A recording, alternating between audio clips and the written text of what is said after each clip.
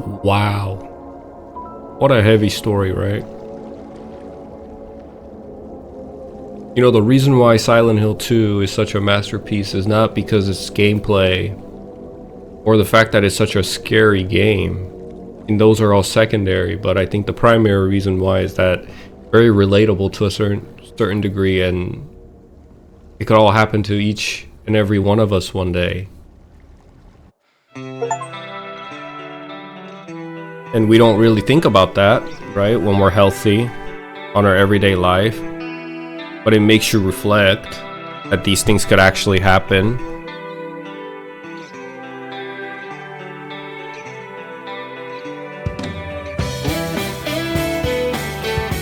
A banger of a music.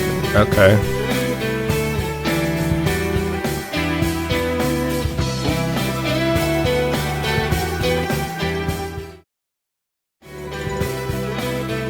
But I think it just makes you think a lot, man. How time is very short and limited, and let's say we do have a blessed life of living the average lifespan of 70, 80, 90 years old, God willing, but life comes at you unexpectedly, and your loved ones can go. Your friends can go, your loved ones can go, your family can go, whoever can go, and it's very real that disease isn't just detrimental because it takes your loved ones away, it actually breaks the family.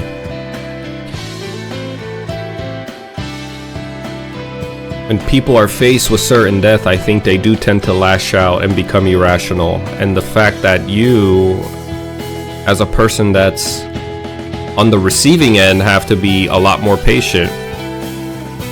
Not only do I think about that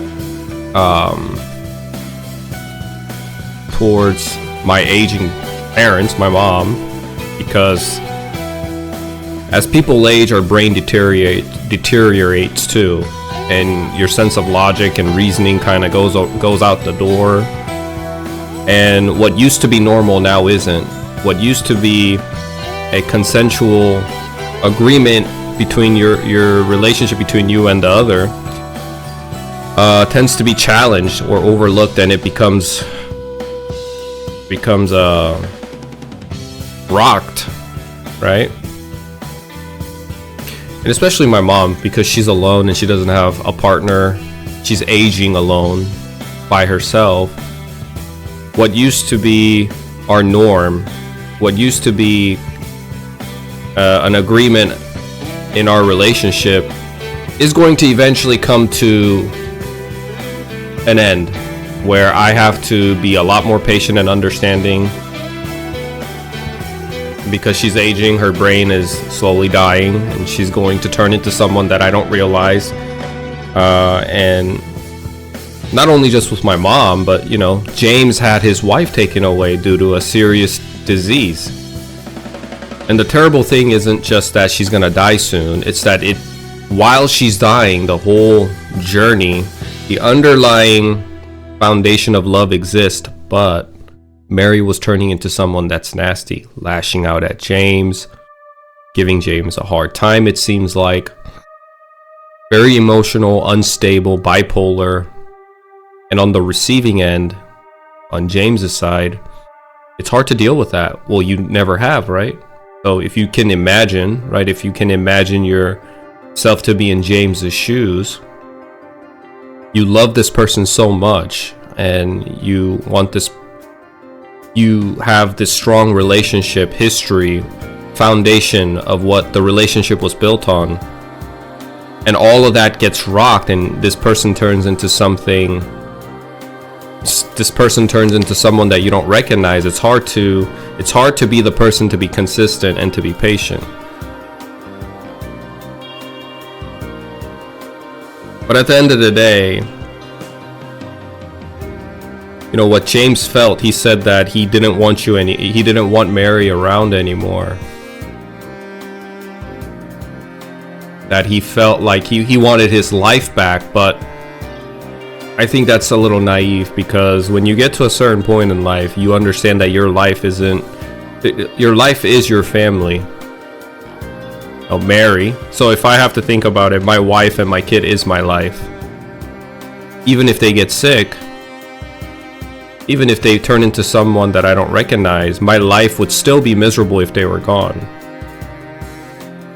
So it's all around just a terrible thing to happen when your loved ones get detrimentally sick.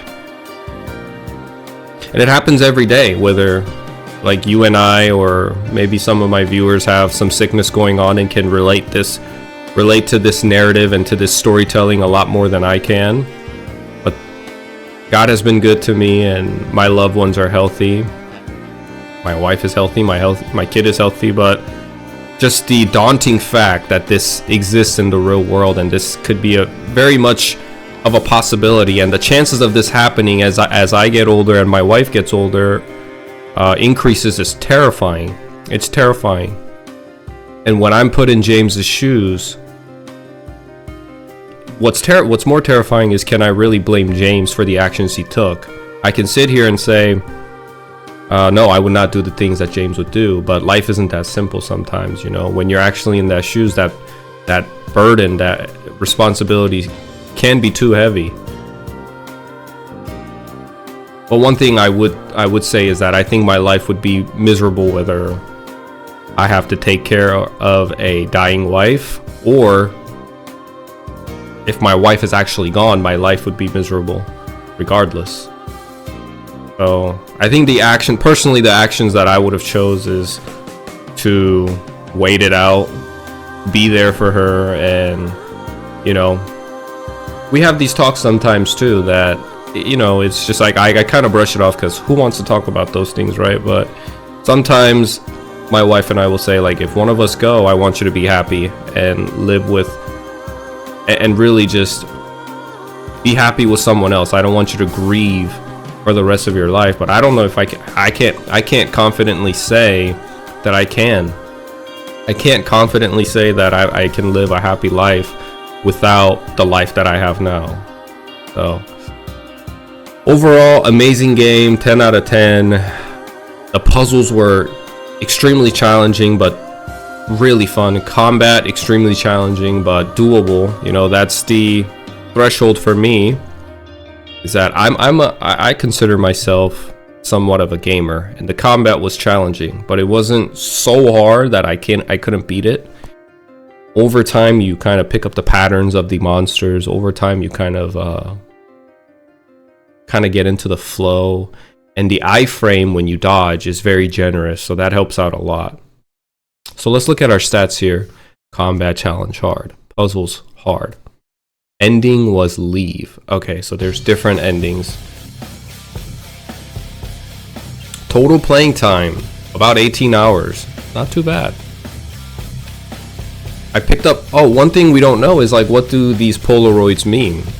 We don't know exactly what these Polaroids and the numbers on those Polaroids mean. Favorite weapon was a steel pipe. Makes sense. Resources were definitely limited in this mode. I died 80 times. Well, that wraps up Silent Hill 2. Beautiful game. Loved it. Enjoyed every bit of it. Yeah. What a great game.